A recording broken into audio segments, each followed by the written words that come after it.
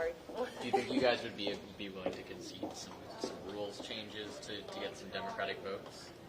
Look, I don't know what rules change. I mean, look, the bottom line is the time to be bipartisan was last week when we were trying to avert this crisis. If the Democrats wanted to be helpful and they truly cared about the institution and getting back to work, they would not have sided with the right-wing fringe of our party to eject the speaker, who, by the way, helped avert a debt default, who helped avert a shutdown. So he should have been applauded and recognized, not removed this way. So the Democrats now all of a sudden they want to, I mean, I find it hard to believe that all of a sudden the Democrats now want to be helpful to avert a crisis that they helped create. What do you want to hear from this meeting tonight? What can be said? No, I don't know why we're meeting. Look, I want to hear that either we have the votes or we don't. We're going to move on to another candidate. Look, like I said, I supported Jim Jordan.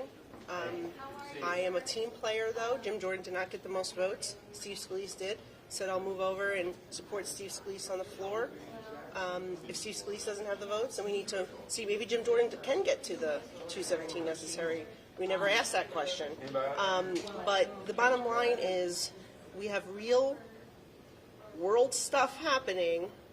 Anything can happen here in the United States at any time.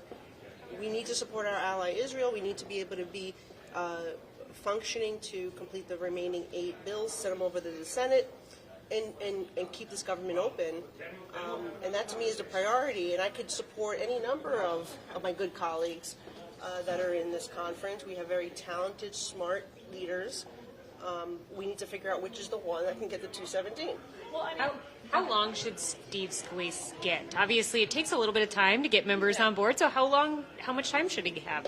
Look, I think I don't know what, I was not in the earlier meeting that they had with some of the individuals who had not who had concerns. So I don't know the outcome of, and maybe that's what we're going to be discussing tonight. Maybe some of those concerns were addressed and we're moving closer to the 217.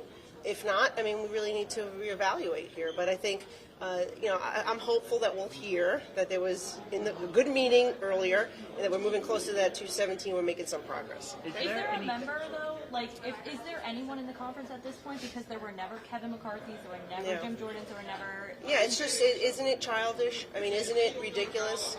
I mean, that we're all Republicans and what differentiates us is very small. Right?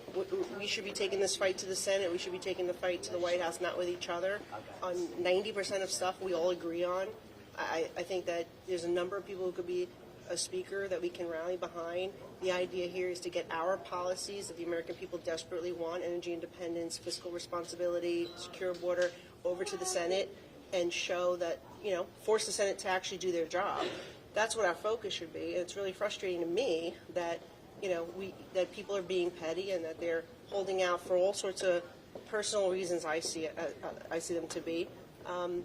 But look, let's see what we can do. Do you think this chaos hurts your party, though, in 2024? Sure, it does. I mean, look, the reality is that we were elected to govern. We have a job to do. We are in a dangerous situation across the world right now. We need to be prepared for anything. I want to get back in there and do my job. It's very frustrating to me to see that we can't rally support. Look, I supported Kevin McCarthy. I supported Jim Jordan. Support Steve Scalise. For some reason, there's always seems to be a small group that doesn't want to work with the team.